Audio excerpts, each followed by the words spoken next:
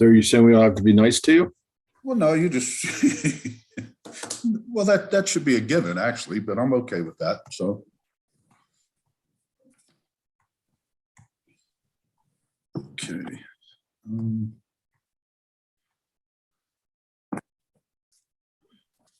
Dave Wooten, are you out there?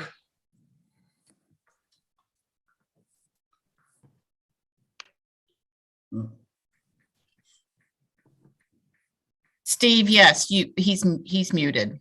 Yeah, he's muted now. I just want to make sure we know we're trying to make sure it's all good. Okay.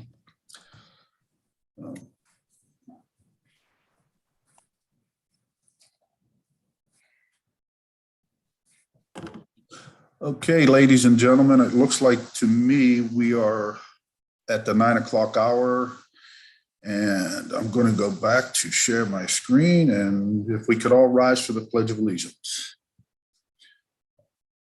I pledge allegiance to the flag of the United States of America and to the republic for which it stands, one nation, under God, indivisible, with liberty and justice for all. Senator Eckhart, would you please lead us in prayer? Thank you very much. I'm going to start out this morning with, bless the Lord, O my soul, and all that is within me, bless his holy name.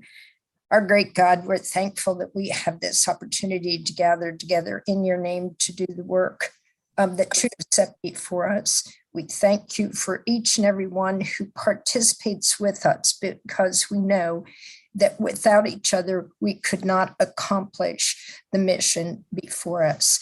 Give us clear minds, give us hearts of caring for those around us, and give us hands and feet that will continue to do your work. Be with us now in our deliberations, and we thank you that you love us, that you care for us, and that you ultimately are in control. In Jesus' name, amen. Thank you, Senator Arthur. First of all, let's starting off real quick here. I need to get a motion to approve the minutes from the last meeting. So moved. Second. All those in favor? Aye. Aye. Okay, I would like to also ask the audience if they could mute themselves for the start of the meeting.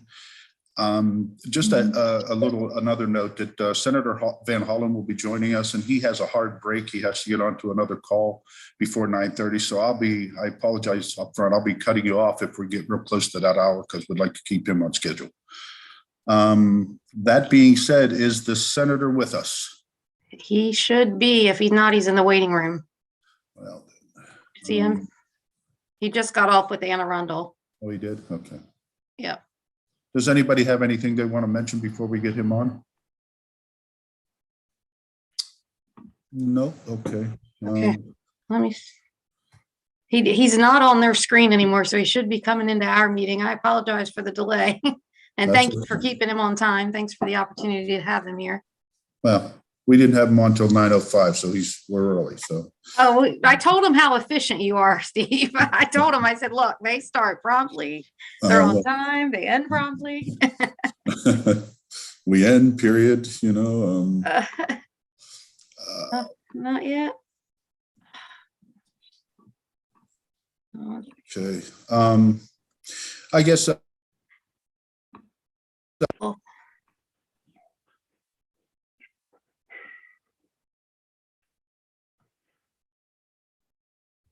Beautiful picture there, Larry. Are you muted, Larry? No. Okay.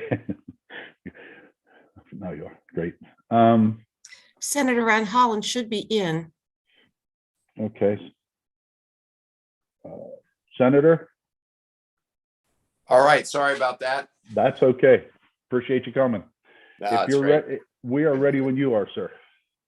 Well, listen, thank you. Thank you, Mr. Chairman, and to all of you who are part of the shore delegation. It is great to be with you. I do want to start out with a thank you because I think that during these tough times with the pandemic and the economic fallout, we've all worked together to try to address the needs of people of the Eastern Shore, all of our constituents, and I just want to thank you for what you've done and what you're continuing to do. what I thought I'd do, Mr. Chairman, is just, provide a little bit of an update on what we've done and some of the things we're working on, and then happy to try and answer any questions. I do want to thank, my great regional director, my ambassador to the Eastern Shore, Melissa Kelly, who's with us. And I think, and also Kim Cradaville, who with Senator Cardin's office, we work very closely together. So it was about a year ago, a little less than a year ago, that we passed the American Rescue Plan, which has helped deploy, vaccines more quickly and in greater amounts and more equitably around the state. And really importantly, did provide an economic safety net to workers, to families, to small businesses through the Paycheck Protection Program extension, and funds directly to, public school systems, private school systems, for rental assistance, and of course, all the 4-year and 2-year institutions in terms of colleges and community colleges. So that was a very important lifeline. It also provided funds in the amount of $219 million to the counties on the Eastern Shore and municipalities. And that comes in 2 tranches. The first tranche already, was sent last year right after passage. The next tranche will come about June and July of this year, after the counties submit their reports on how the monies have been spent. It also helped with rural transit systems. Obviously, they took a big hit during the pandemic, as well as the whole health infrastructure.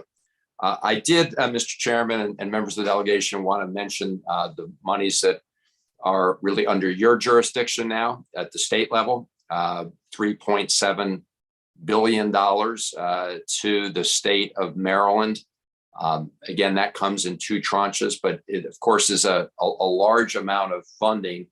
$300 million of that has already been deployed to build out high-speed internet and broadband as part of the state's initiative.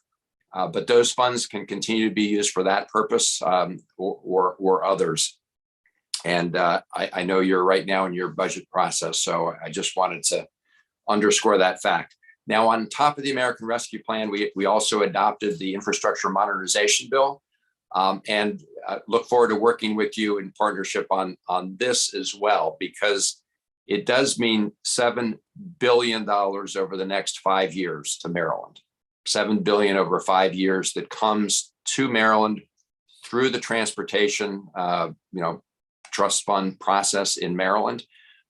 It's for roads, it's for bridges, it's for tunnels, it's for transit. It is broken up into different categories, but you all, of course, have a big stake in how the state allocates those funds. And so we look forward to working with you on those, because once those funds leave the federal treasury, they're really under your jurisdiction. We try to work with you on prioritizing those funds, but it's really under the state's purview. Now, beyond the monies that come directly to the state, there are also federal pots of money for specific transportation and infrastructure needs.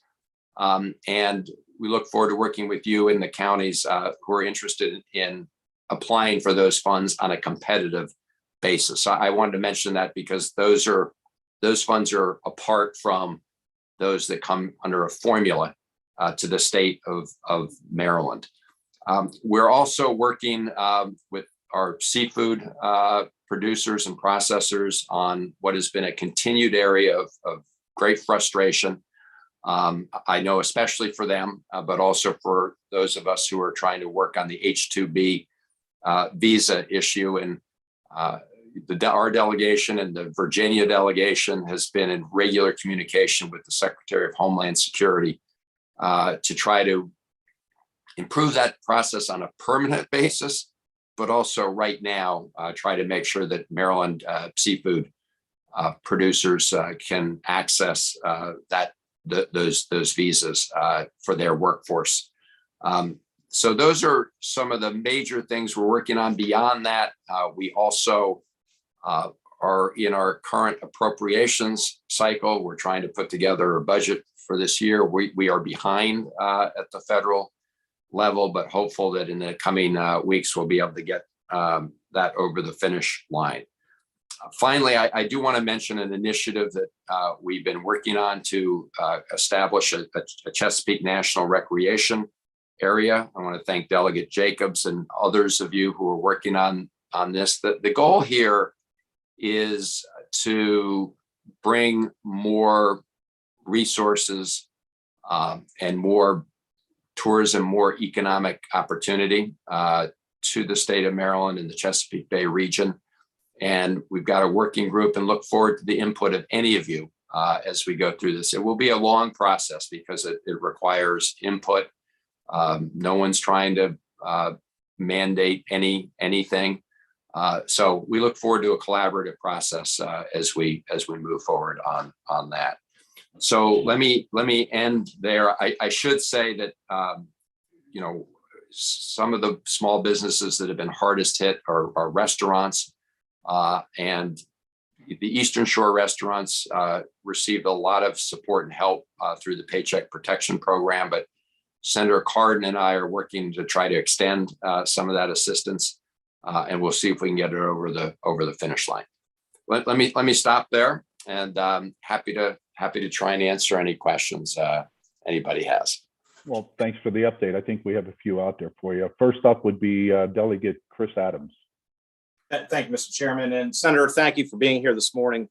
There is a issue that's come up related to commercial driver's license, CDLs, and I want to share it with you and briefly lay it out. I don't know if you'll be able to answer the question, but I want to bring the issue to you. So on Monday, and I've got to read here just to be correct, all entry-level operators of commercial motor vehicles in both interstate and intrastate commerce who are applying for a commercial driver's license must first satisfactorily complete minimum training requirements before taking their state administered CDL examination.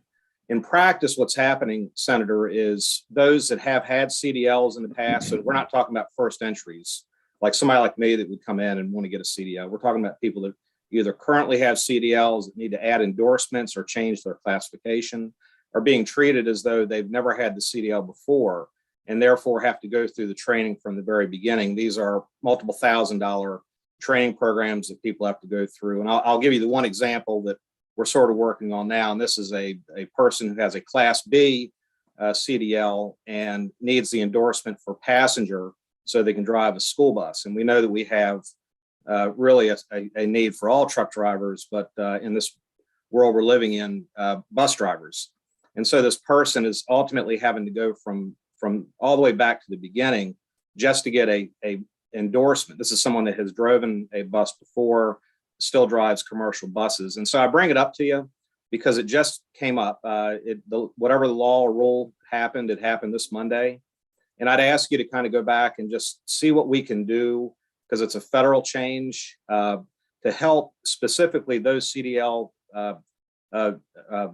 license holders who may need to renew, may need to get a new health card, may need to change endorsements, that they not have to go through this rigorous process, because I don't think that's what the bill or the law or rule was meant to do to begin with. It seems like it's meant for new entry-level drivers, and everybody's getting caught up in this. And I think it's very confusing and increasingly frustrating, because I know my office is getting calls. So I don't know that requires an answer, but I wanted to bring it to you because it's very important, as I'm sure you're aware, with commerce happening and difficulties we're having in the supply chain.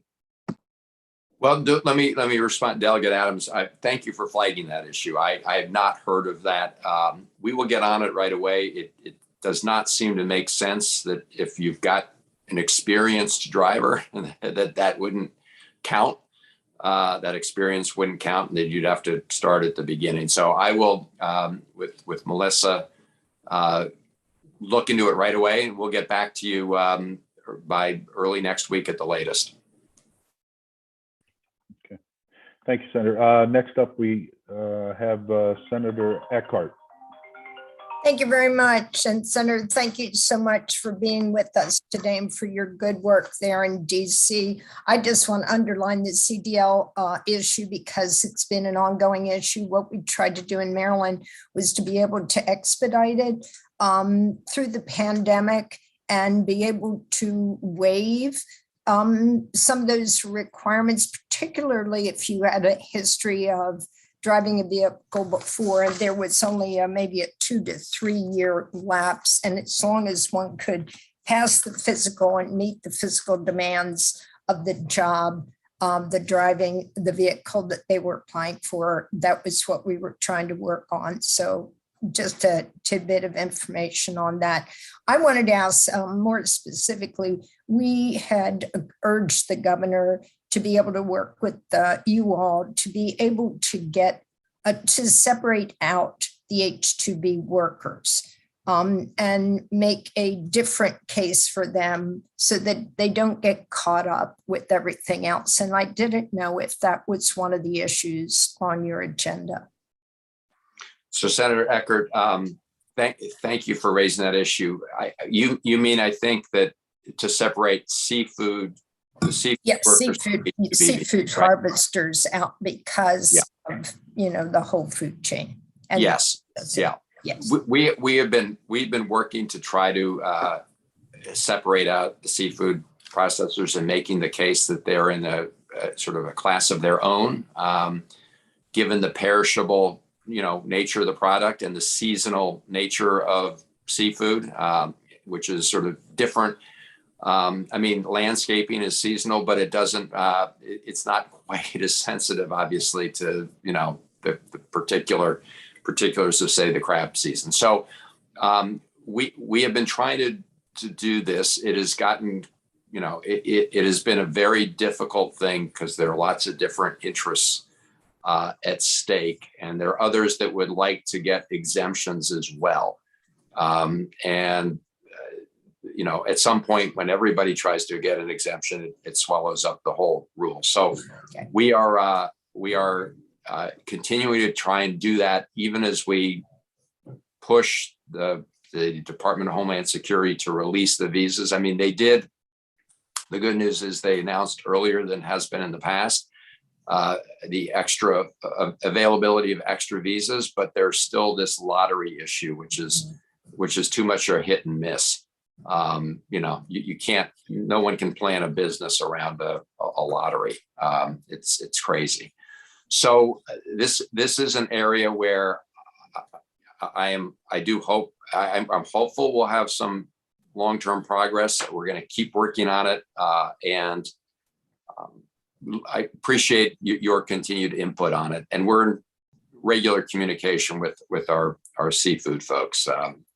Right. Melissa, Kim, and myself, and my legislative director, Sarah Shanning. So I can assure you we're on this. We are extremely frustrated. I know frustration doesn't solve anybody's problem, so we're going to keep at it. Thank you. This seems to be the most imminent one right now. Thank you. Yeah, I understand. I agree. Thank you, Senator. Now we have Delegate Jay Jacobs. Thank you, Mr. Chairman. Senator Van Hollen, first I want to point out how great your staff is on the shore. Melissa Kelly, we're all members of the Melissa Kelly fan club, and she's very quick to get back to us, and we really do appreciate that. And that's so important to us to get information quickly, and she does a great job for you. And next, I wanted to thank you for your staff in Washington and also Melissa arranging a Zoom call recently on the Chesapeake National Recreational Area. There's a lot of concerns out there, in the Waterman, what unintended consequences may occur, and we're trying to get this cleared up as this project moves forward. And I appreciate all the help from your office in trying to do so. The next thing I wanted to ask you was, in this infrastructure fund, are you involved in any way in some of this infrastructure funds being used to dredge the Conowingo Reservoir up in the Susquehanna River. You know, we had of course, you know, the 50-year lease was ratified a year or so ago, and we're into that project, but there wasn't anything really baked into that deal to address the you know, the reservoir being full of sediment, et cetera. And when we get these major rain events, we had 4 this summer that really had caused us consequences in the bay, especially the upper bay. You know, with scouring that runs some of that sediment and pollution across the dam. Is there any effort whatsoever on trying to earmark any of this infrastructure funding for the dredging of that reservoir? So Delegate Jacobs, first, I mean, thank you again for working with us on the recreation area. The idea is to do this by consensus. We want to work with you to make sure people understand what it's not. I mean, this is not any way sort of a federal takeover. We believe that by sort of creating this umbrella of a national recreation area, everybody will benefit, including the watermen, because they'll be able to, we hope, sell more of their good food to more tourists. So that really is the goal, and that's why we want to just make sure everybody's part of the process. So thanks for your help on that. In terms of the Conowingo, look, I did not think that deal went far enough when they got relicensed. I made that clear to FERC, but that was the deal that the state struck with the utility. The short answer to your question is there's no money in the federal funds that are earmarked for that purpose, but those $7 billion over 5 years flow to the state of Maryland, and the state has, you know, a fair amount of discretion as to how to use those funds. Now, some of them are for specific purposes, like roads, right, bridges, right. But we're happy to continue to work with you on this issue.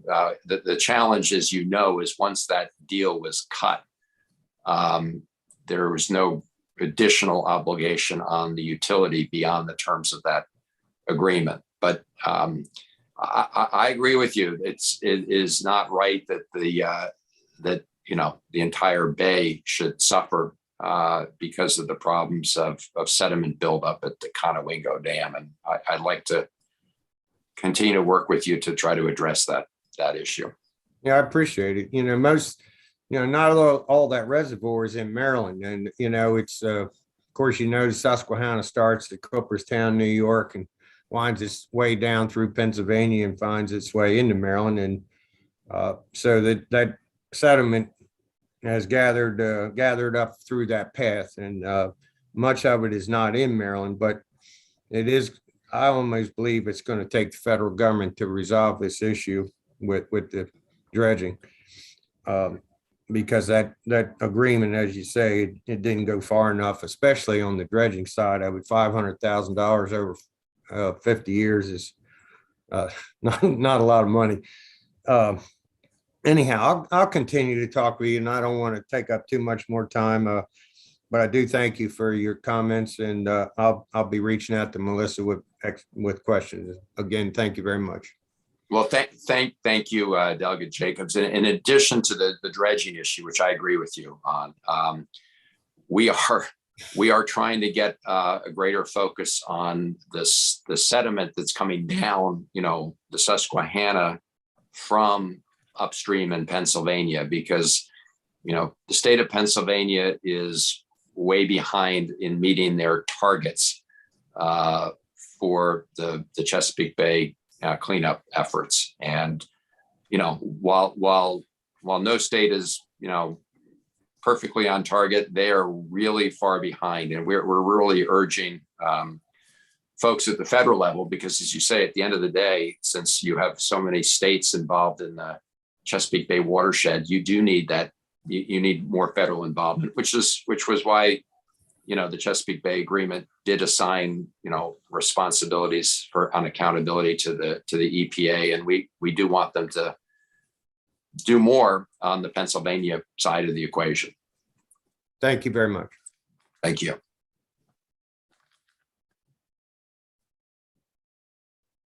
Next up, we have delegate sample use. I'm sorry.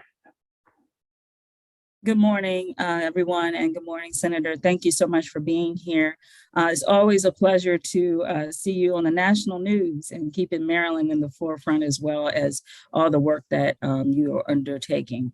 So I just wanted to flag for your attention that I have a bill in that's dealing with the creation of a resilience office in the Maryland Department of Emergency Management, trying to address or making sure that we are streamlining and aware of any funding that comes down from federal government to deal with the sea level rise and flooding issues, that we experience too often in certain parts of the district, and namely, specifically Dorchester County. So that's part of the reason for the bill, because right now it's like the funding that comes is kind of fragmented and all over the place. And so looking to streamline it and put a more concerted effort on doing so. So I wanted to flag that for your attention. And if you are working or specifically aware at this time of any additional funding that could offset or assist in that capacity with those issues. Well, Delegate Sample Hughes, thank you for your initiative on that. And you're right. If you look at the impacts of sea level rise, they're very real on the shore. I was talking earlier to some folks from Annapolis about the impact on the docks there, and they're having to raise their docks, and that's costing tens and tens of millions of dollars. And the Naval Academy in Annapolis has been experiencing similar challenges and costs. So, and on the Eastern Shore, you just, as you said, you feel it in a very real way. So the infrastructure modernization bill that passed does include, funds that can be used for the purpose of resilience and dealing with the climate change issues. I will say the bulk of funds that had been planned for that purpose are in this second round of what President Biden has called the Build Back Better agenda. Now, it's clear, and I'm sure all of you know that the Senate is not going to pass the version that came out of the House. But that being said, there is broad agreement on the piece that you're talking about, and in terms of resources. Both for the deployment of more clean energy, but also for funds to deal with the impact of rising sea levels and other. So part one is that some of the infrastructure modernization bills, monies can be used for that purpose, but we're also trying to get this other piece over the finish line that would provide additional resources for these purposes. And look forward to working with you. I do think we need to, we need to be very sort of intentional about addressing these issues. Absolutely. Thank you. And thank you for that insight on those two pieces. And I just wanted to add on to the bandwagon. Melissa is awesome. She'll text me within like a couple of seconds of when I need an issue resolved. So thank you again. Thank you. Senator, I know we're real short on time, and there's a big question I want to ask about inflation. And I understand some of the reasons for it, but I also look at the gas prices over the last year, how grossly inflated they are right now, and some of the decisions made by the administration. And I know we need to get clean energy, and we're pushing for that. But when you have no other recourse and we're purchasing the same amount, I'd just like to see what the federal government, and I know you're late, almost late, you can get back to us on this, but these are big concerns for the people around here. Our gas prices are up over $1 a gallon. And we're on the Eastern Shore. We're not Baltimore City. We're not just Prince George's County. If you could give us a brief thing on that, and then we'll let you go. Sure. So, Mr. Chairman, there's the good news, and then there's the not so good news on the economy, right? The good news is that unemployment is way down, and we just saw a very positive jobs report, much better than economists across the board had anticipated, despite Omicron. But the Omicron has brought with it real supply chain issues when it comes to all sorts of issues. I mean, if you look at, for example, automobiles and the supply chain issues with semiconductors and other parts. So we're doing what we can to try to relieve the pressure in these supply chains. I'm sure everyone remembered witnessing the big ship backup over the ports in California and Los Angeles. Those have abated somewhat, but clearly the increase in costs are an issue.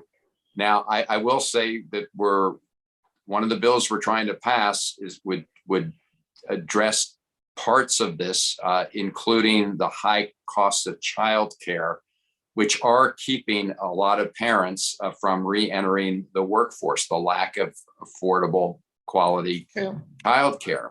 This is just a reality. If you look at the last report, millions of men re-entered the workforce, but women re-entered in much smaller numbers. And that's because women remain still in households, the primary caregivers for kids. I mean, and so for both parents, this is important. But that is creating bottlenecks as well. In terms of energy, you saw gas prices go way up. One of the things that happened was there is demand in the United States. Households do have some cushion in income, partly because of the American Rescue Plan. And because people were not going to restaurants, for example, you saw a greater demand for goods as opposed to services. And we're importing a lot, and fuel costs around the world went higher. So look, this is an issue. We are trying to address the cost, factor. I will say in the most recent report, the good news is that real wages went up. In other words, wages rose faster than the cost increases in the most recent report. But the federal, Senator, I know you have to get going, and I got you on a bad question. I apologize it was so late, but would love to get you back. And I'm okay. aware of your schedule. I am getting this thing from Melissa. Yeah, okay, I know. Chairman. All right. And I apologize. Thank you for coming. Take care. It was a big question. Yeah, I know that. I'm Thanks sorry. a lot. All right. Bye-bye. All right. Appreciate that, Senator. Next up, we have Dr. Jana Davis. Are you with us?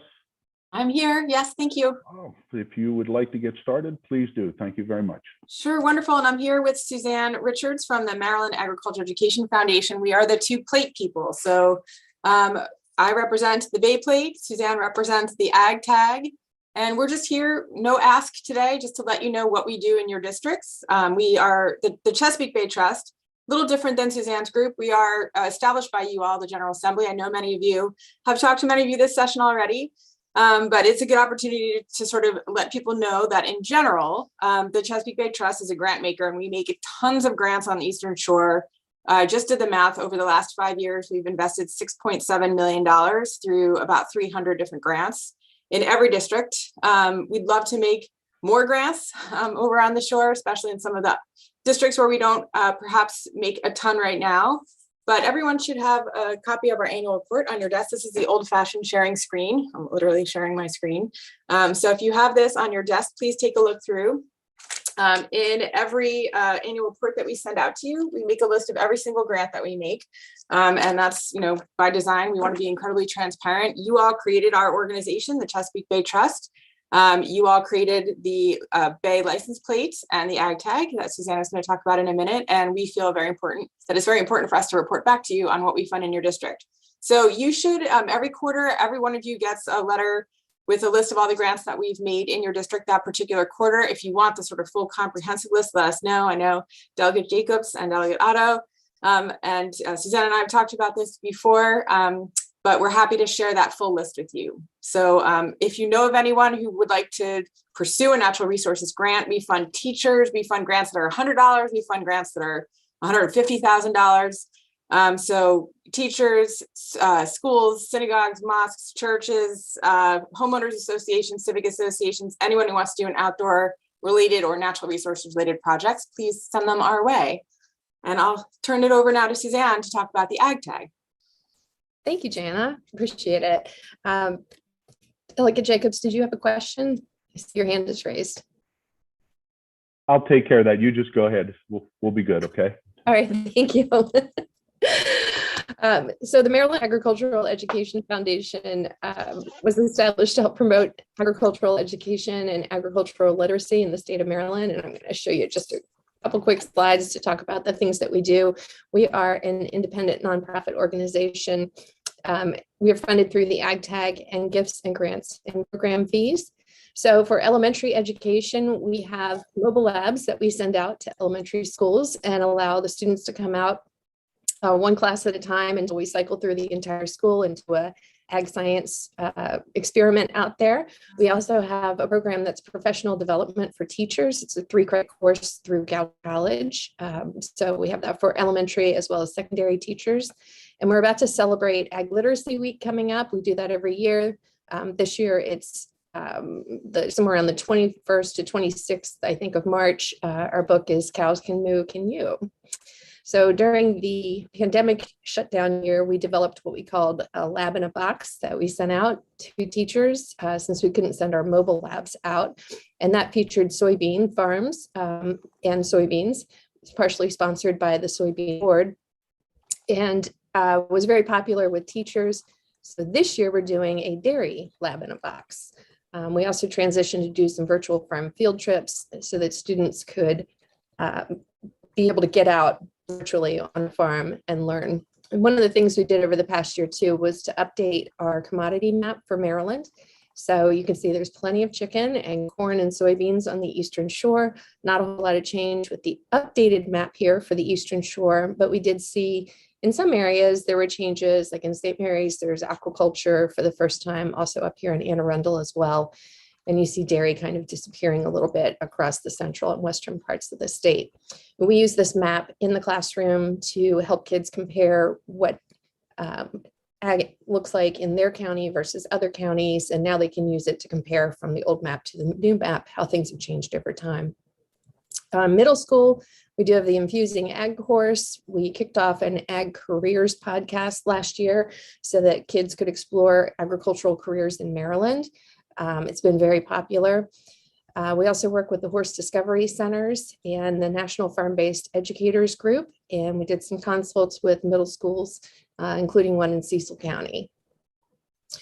And then for secondary and post-secondary, we do have agricultural science programs in every school system in the state. We also have a really strong FFA program to help support those students that are looking to further their career skills and personal skills with their competitions that they do. So last year, the Maryland FFA had a total economic impact of $431,000 on Maryland economy, which is pretty cool. That was through the work-based learning, supervised agricultural experiences, as well as community volunteerism. And then in addition to that, they had more than $50,000 in scholarships and grants. So a lot of really cool stuff going on with the FFA.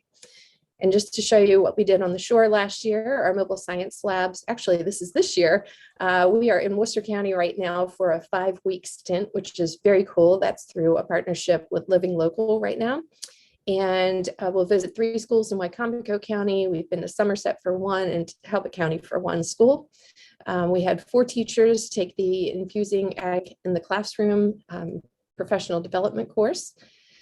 Last year was a bit of a challenge for our mobile showcase. I know that Delegate Jacobs made it through it at the Commodity Classic program. And I hope some of you got to attend the Wycomico County Fair and walk through it. It was a bit of a challenge because most of the events were just, there's the showcase right there, not happening last summer. So we're looking forward to getting back on the road with that this year.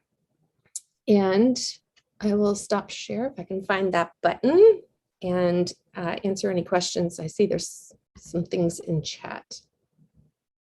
Great.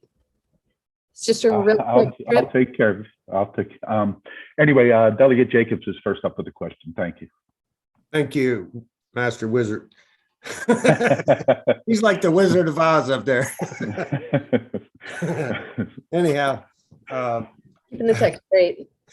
Jana, what is are there deadlines on these grant requests? Because I've got one from the mayor of Rock Hall. I just want to make sure I can give the mayor good information. Yeah, thanks. We have about 15 different grant programs and they all have different deadlines. So the best thing to do is just send anyone our way and we can talk through which grant program is most appropriate. I will say that we have one that doesn't have a deadline. It's open all the time, and that's specifically geared towards new applicants. My guess is Rock Hall would not be a new applicant, but if you do know of anybody in your districts who has never, participated in grant making, we want to make it easy for folks to get in the door. But I'm happy to talk with you, Delegate Jacobs, about the specific idea and let you know what the deadline would be. But it's not you don't have like a specific cutoff date on these grant applications, like,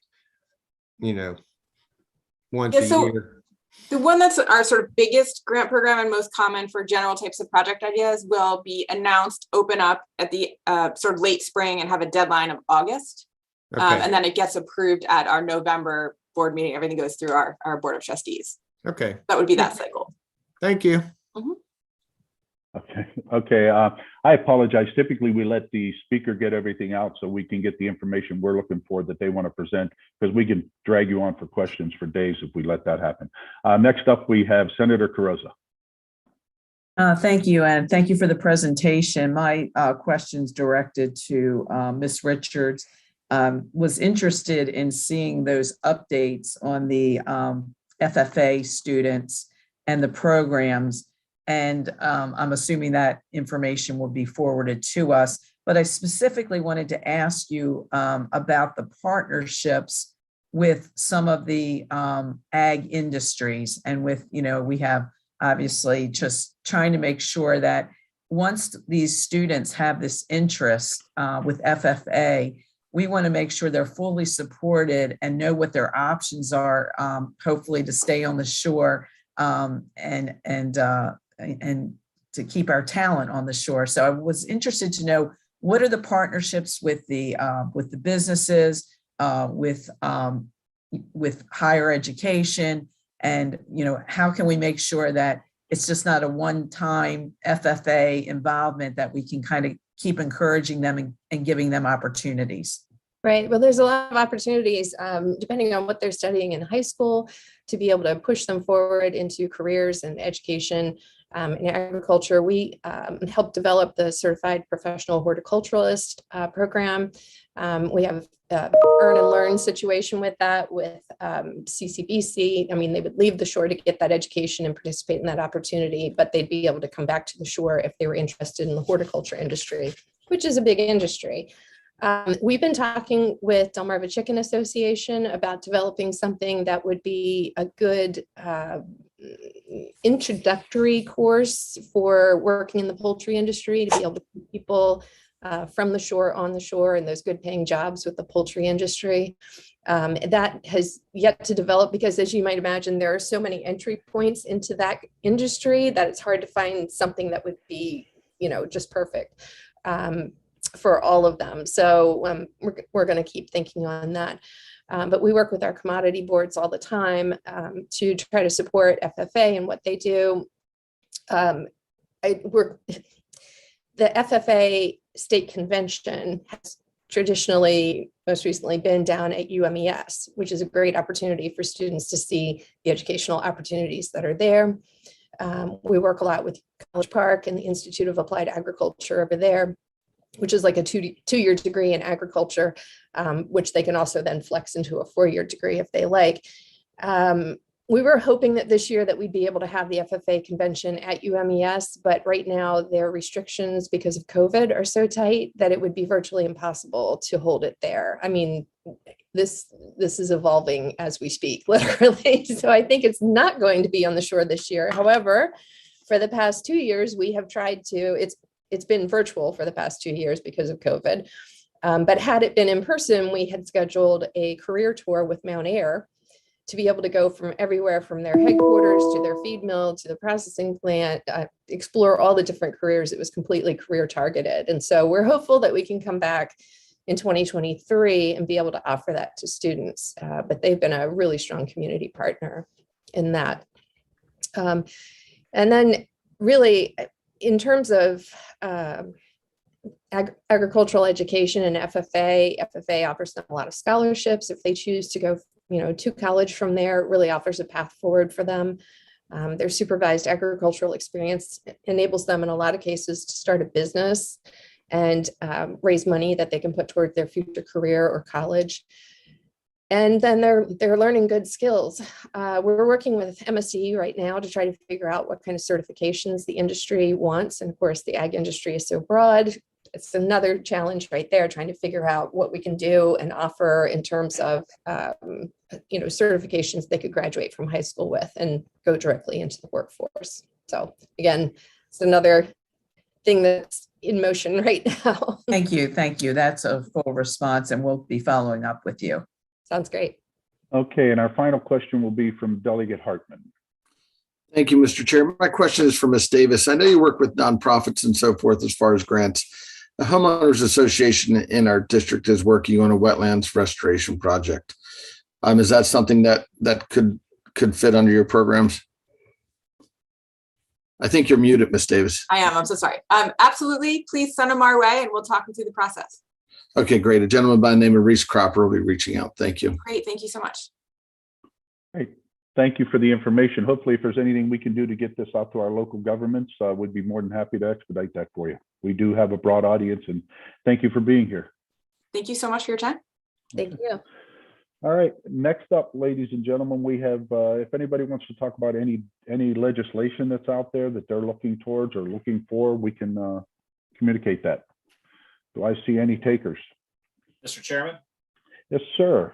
My office sent you a request to perhaps seek the support of the Eastern Shore delegation on a bill that myself and Senator Carozza have. That I don't have a bill number, but it's a Department of Natural Resources voluntary firewood treatment certification program establishment. The bill has been vetted by DNR. You understand the issues on the Eastern Shore with forestry and some of the mills closing. Obviously, ECI moving away from wood burning cogeneration. And so we're trying to help these industries stand up and stay up as they're trying to find new ways to generate revenue. So what this bill does is it allows them to create these firewood treatments for certain insects, pests, so they can then be exported to other states and sold. And I'd love to get the support of the delegation on this bill. Beth Hill was working with my office, Shirley working with Senator Carozza's office on this. So this is a very important piece of legislation for everybody on the Eastern Shore. Yeah, I actually, when we got that, I think we forwarded that out to the body. So any discussion on that for Delegate Adams? If I can just add to that, we do have a bill number, Senate Bill 695, and a hearing in the Senate Environmental Health and Education on March 1st. And I want to thank Bunky Loftman from DNR for working with us on that legislation. The request came in and we found out we had to drop the legislation given the feds no longer provide the certification. So this was essential that this bill be put together and introduced. So thanks to Bunky Loftman and to Beth Hill for bringing it to our attention. Let me just ask both you and Chris, are you going to be looking for a letter of support for the delegation? I don't think we've really had time to review it. Everybody hasn't had time. Is that something you're asking for? Mr. Chairman, I am, and I know that we probably need a week to get the legislation. I don't have a House bill because I dropped it on bill drop deadline. So okay, when I get the bill number, I'll forward it to you, and perhaps in a future meeting we can request a letter of support. Okay, that's great. Thank you. Okay, next up we have Delegate Hartman. Thank you again, Mr. Chair. Just touching base again on the issue I raised last week. The mayor, Mayor Meehan of Ocean City, is really pushing to move the room tax issue forward. So Code counties, Worcester, Caroline, Kent and Queen Anne's would all need to be in agreement on this. Our county administrators reaching out to the county administrators that I just mentioned. So keep an eye out for something coming. We don't have the bill back from drafting yet. The request was made late, so it's going to be a push up. We're aware of that, but it is a big priority for the mayor. So appreciate any help in that. Thank you. Just a heads up on that. As soon as you did that, I sent that out to Queen Anne's County, at least because I'm the chair of that delegation. Waiting for a response. I did have a couple conversations with them, with two of the commissioners, and we'll get back to you just as soon as possible on that. Great. Thank you. I appreciate it. Any other comments on that bill? Any other legislation we want to talk about? Sorry, meant to raise my hand, Mr. Chair. I was too quick to move. Just want to highlight again that resilience bill that I referenced to Senator Van Hollen, that is House Bill 706. Certainly, I think members could look at that a little bit more intently. And the bill hearing is on February the 18th, and that would be something for consideration, but certainly look at it and then we can discuss next week if possible. Just the last thing that I just want to highlight is that I have been working with the bill sponsor, which is Delegate Stein, on the building. I can't remember the entitlement of the bill, but it deals with no longer being able to use natural gas.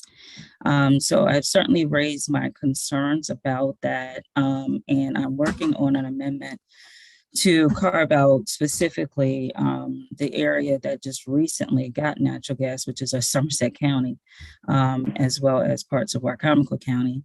And so I thought about the entire Eastern Shore, but I think I would have more traction in getting just a certain carve out area, but I'm still working on that. But again, my concern is that, Somerset County continues to be the poorest county in the state of Maryland, and they're working on getting their economic efforts going with the industrial park and many other business opportunities. And so just looking possibly for a regional approach of implementation on his bill, and specifically carving out a portion of the Eastern Shore. So that's just FYI. I don't want it to be like a surprise when it comes out, but that's where we are on that. Just still in the infancy stage, but it's important to me. I think there's some concerns up in Baltimore City about natural gas also. So next up, I think I see Senator Eckhart. Thank you very much, Mr. Chairman. I've been working with the department and the advocacy groups to get access to care once somebody has a psychiatric emergency. We're building a big crisis system, but still it's hard to get people committed and into treatment when they've been off their medication. And that's when we get into altercations with the police. So there is something on the books called the Mental Health Advance Directive, but there is no technology. So it's not readily available, that list. And what that mental health directive does is provides what kind of medication, what kind of what works when I'm in a crisis kind of thing. And the department agreed that they would be able to work to get that technology up and running, that if any provider encounters somebody who happens, they could look it up, on the system to be able to see what is the best intervention at that point in time. So as soon as I have a bill number, I'll get it to you because it is cross-filed. I think Delegate Kipke and Branch are carrying it in the House. So I'll bring it to you, but it's important for all of us. Thank you, Senator. Senator Carosa. Thank you. I'll be brief. I wanted to follow up on our Speaker Pro Tem's comments about the climate change bill. We will have an in-person hearing in the Senate Education, Health, and Environmental Affairs Committee on Tuesday.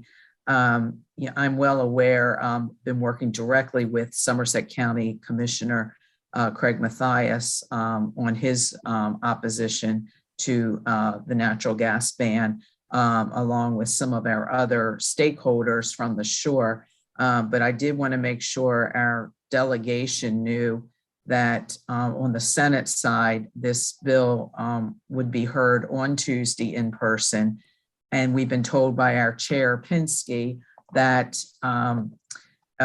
on Thursday, we will, as a committee, do a walkthrough because the Senate's approach has been one omnibus bill as opposed to breaking it up on the House side in 4, 5, 6 different pieces. And then, he's looking after the walkthrough to actually, the walkthrough's supposed to provide us opportunities to think through amendments, which we will be voting on the following week. So I think it's really important. We know that, obviously we talked a little bit about the natural gas, but there's other issues in that bill, the omnibus bill that we'll be working with the Maryland Chamber of Commerce and our local chambers on other concerns on the impact of that bill. So just wanted to flag it because we are on the fast track on the Senate side on that. Okay. If we look at natural gas, that is the cheapest form of energy. And when you look at areas that need it and have it, and that is the lowest form, the cost has got to be something we have to consider on those communities. And that's why we're looking at, we had a bill yesterday about Baltimore City and some things where we're trying to remove that. And I think it's ill-advised when we can't produce the energy we need cost effectively at this point. Delegate Mouts. Yeah, thanks, Chairman. And this is a bill I'm working on, an issue that Delegate Adams brought up during Senator Van Hollen's presentation. I'm a little leery to mention it because it's a novel concept and I don't know how well it's going to work, but it's for the CDL issue. And we put the bill in yesterday. I know I'm overdue to send the information about the bill. I'm sending it over to Senator Eckert's office today, Senator Eckert. Okay. It's a pretty simple concept that would allow the MVA to issue a temporary intra-state CDL for certain people that were certified, had the proper documentation for health and medical and things like that. It's a lot more complicated than what it sounds, but it's a real issue, and this is not a fix to the major problem. Delegate Adams brought that up, and that is the real issue. But in the short term, I think it might be of interest to everybody in the delegation, and we'll try to get that to you as soon as we can. I apologize for the delay. Works. No problem. Do I have any other pieces of legislation we want to discuss? Anything anybody sees as relevant? Seeing none, I will ask for some input. I know we had Senator Van Hollen here, but if our federal delegation is prepared to give us a brief hello. Good morning. It's Kimberly Cradaville from Senator Cardin's office. Welcome back. Thank you. In the interest of time, I would just say, I think Senator Van Hollen covered everything. If your counties, municipalities, or nonprofits have not yet met with us, or of folks that are interested in congressionally directed spending meetings, please reach out or have them reach out to us. Thank you. Chairman. Yes, sir. Yeah, hello, Chairman. This is Mike Arntz. I'm suffering from some head cold issues, so if I sound a little crazy, I just wanted to compliment Melissa and the other side of the federal delegation, Kim. We do get along really well together, and so I thought that was a very appropriate comments from the senator today. She's great. Thank you. Nothing else. Melissa, would you like to take a bow? I don't know what to say. Thank you, everybody. We again appreciate allowing him to come in and give comments, and I'll have some follow up out, and I'll send it to the entire delegation, not just those that asked the question. I think that begs the comment that I think the Eastern Shore is very blessed to have the three of you. It's amazing how well we all get along, and the communication is excellent, and I can't thank you all enough for that. Any other comments or questions from the delegation? Mr. Chairman, before we close out, I do want to offer birthday congratulations to Senator Carozza. I think her birthday is on Sunday. So Eastern Shore delegation wish Mary Beth Carozza a happy birthday. Well, that's very good. Congratulations. Happy birthday. Can't believe another one. Wow. I think there's other birthdays. I think maybe Delegate Jacobs will mention, but we did miss Delegate Jacobs' birthday last week, I believe, or was that a little bit ago? Go ahead, Delegate Jacobs, you're up next. Yeah, you did. You did forget that, but that's I remembered it now. No problem. When you get as old as I am, don't worry about it. Anyhow, I wanted to mention that the Waterman's Caucus has started up having Zoom meetings. We had the first one last week, and we're going to have one again on 6 o'clock on Monday night. Anybody that wants to be part of it should have gotten a Zoom link. If you didn't, then send my office an email or call Joanne, and she'll make sure you get one. We got a pretty major issue going on with the culling of oysters right now around the state, and hopefully they're going to get this thing resolved quickly. So we look forward to some comments from DNR on hopefully a resolution to that this Monday night. Good. Thank you. And Delegate, happy Valentine's Day on Monday as well. I was just notified by my staff that I did wish you a happy birthday last week. So thought I was wrong and I wasn't. So Thank you so much, Delegate. I'm so old I forgot. Okay. All right. Well, I appreciate the time. Don't forget next week, any comments or questions anybody might have, you get to schedule a little bit. If you all want to get in touch with one of us, please do. We might be able to ask a question on your behalf. And we always appreciate the input and the people we have presenting. That being said, I look for a motion to adjourn. Motion to adjourn. Second. Second. Happy All those in Valentine's favor? Day, everybody. Thank you. Thank you.